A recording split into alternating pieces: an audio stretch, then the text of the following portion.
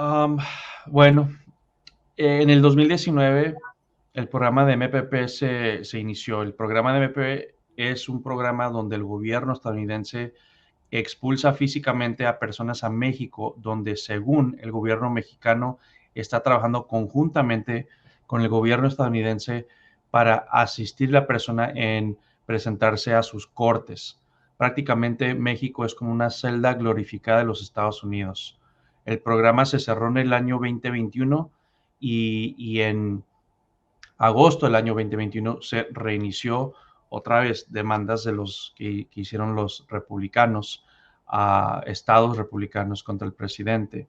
Entonces, la pregunta es, ¿qué pasa? ¿Cuáles son las posibilidades? Bueno, si la persona tiene un caso factible de asilo, hay buenas posibilidades. Los jueces en la frontera, en mi experiencia y estadísticamente, uno puede investigarlo, son más estrictos, son más conservadores.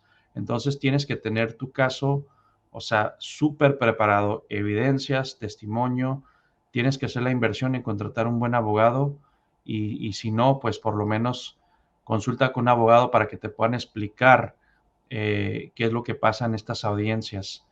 En ciertos escenarios hemos podido sacar personas del programa de MPP, porque muchas personas fueron enredados en ese proceso injustamente. No todos que vienen a pedir asilo pueden ser regresados a México. Migración, obvio que muchos agentes no les importa, no sé si es negligencia o intenciones nefastas, pero he visto que muchas personas lo regresan a México y por alguna razón estoy viendo cubanos más que nadie.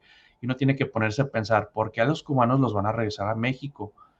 Bueno, si el cubano está en los Estados Unidos por lo menos un año físicamente, puede calificar para la residencia bajo la ley de ajuste de estatus de cubanos. Pero les tengo una estrategia y la están escuchando aquí por primera vez. Y yo digo por primera vez porque he hablado con otros abogados, colegas míos, y les he dicho qué opinan de esta estrategia. Y muchos me han dicho que, bueno, todos me han dicho que nunca han escuchado esta estrategia. Sería algo bien interesante de implementar y les voy a explicar cuál es mi estrategia. Son bien afortunados los que están aquí. Ok,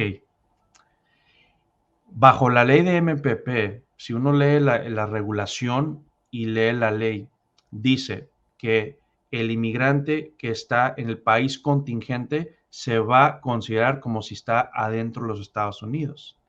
Entonces, por extensión, yo digo, el cubano que entra a los Estados Unidos y lo regresan a México no pierde esa entrada, está dentro de los Estados Unidos aunque esté en México.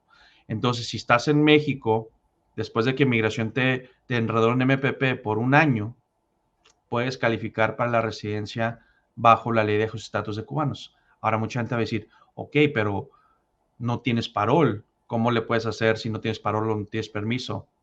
Bueno, si te dieron tan solo una audiencia en la frontera, el documento que te da migración en la frontera es un parol para un día, para que vayas a tu audiencia y luego te regresan a México.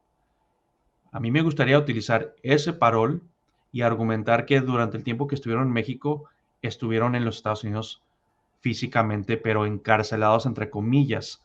Esto no está garantizado, pero es algo que vale la pena intentarlo. Y lo podemos intentar de una manera que si lo niegan, podemos escalar todo eh, a demandas federales por abuso de discreción, actos nefastos.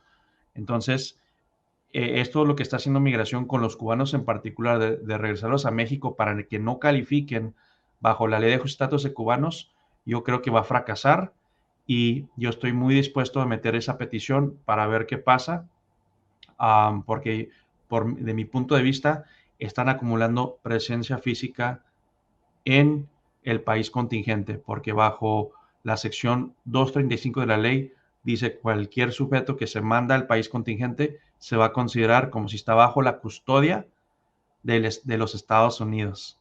Entonces, esa es mi... Gracias por ver mi video. Si necesita ayuda con un caso legal, no duden en llamarnos al número de teléfono en la descripción. También mándenos un mensaje privado y alguien de mi oficina se va a comunicar con ustedes lo más pronto posible. Gracias y tenga buen día.